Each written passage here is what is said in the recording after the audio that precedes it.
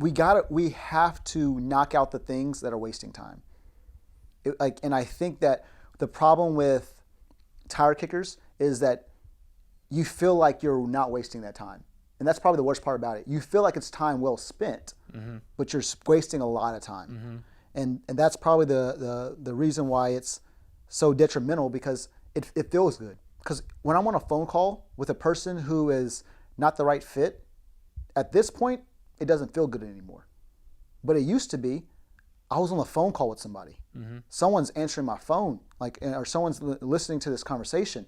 Someone's hearing about the problems we solve, and they're hearing about it. But now it's like, hey, I mean, I know you do, and this is not to segment anybody in the market or whatever, but like, hey, I know you do, electrical work.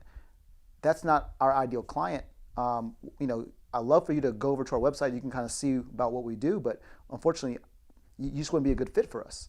And that's fine. I think they understand, they appreciate that. They literally always, every time I say, hey, we're not the best fit for you, 100% of the time they thank me.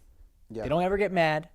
They don't ever go, well, what the man? Like, why didn't you, they're always like, I appreciate you being honest.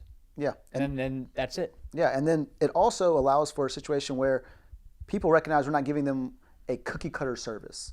We actually care about them. We actually care enough about them.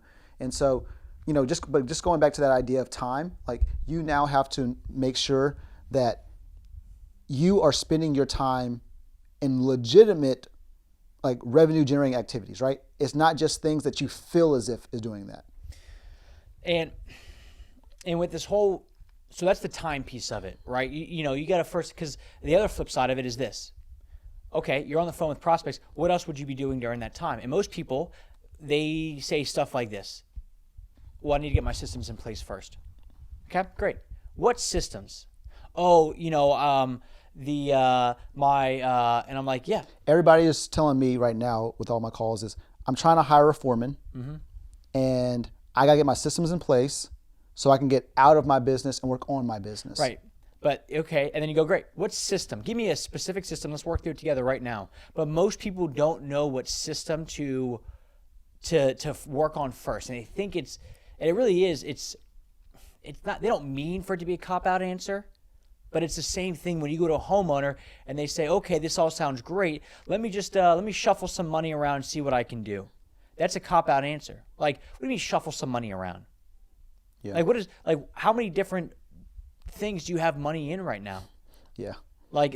And you are going to have some people that do need to quote unquote shuffle some money around, but for the most part, they know. Oh, let me talk to my finance, like my financial planner.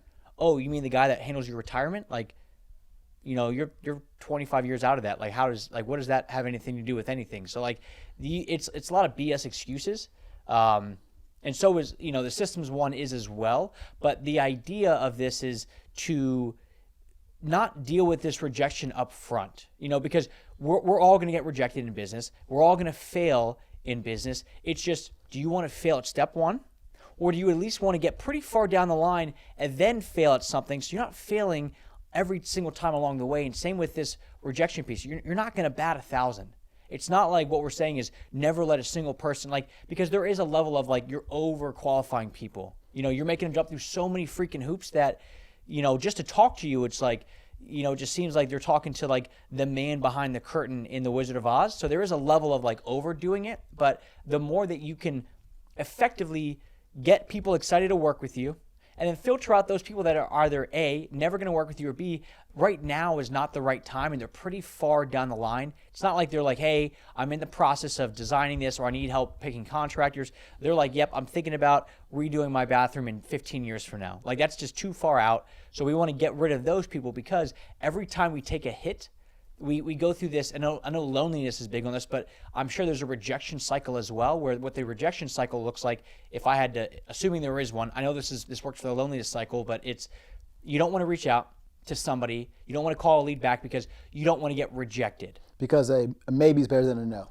Right, or not think about it, or whatever it is. You just, and at this point, let's say you haven't even talked to them yet. And we deal with this with one of our clients where they were waiting, they had they talked to a client or a prospect, and it was a $150,000 project, and they were like, yeah, I haven't sent this out yet, meaning the estimate. They haven't sent the estimate out yet because when they send it out, that gives the prospect a chance to say no. So what's better than no in their mind? A maybe. A maybe, which, Yeah. but then they never send it out. And if you never send it out, how do you even understand, how can you get paid?